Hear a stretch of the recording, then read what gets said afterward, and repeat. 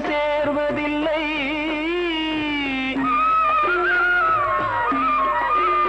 பாதை தவறிய கால்கள் விரும்பிய ஊர் சென்று சேர்வதில்லை.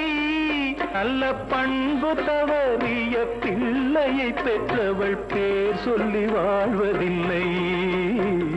பேர் சொல்லி வாழ்வதில்லை. இந்த பச்சை கிளிக்கொரு செவ்வந்தி பூவில் தொட்டிலை கட்டி வைத்தேன். அதன் பட்டு தூகிலுடன் அன்னச்சிறகினை மெல்லனையிட்டு வைத்தேன். நான் ஆரா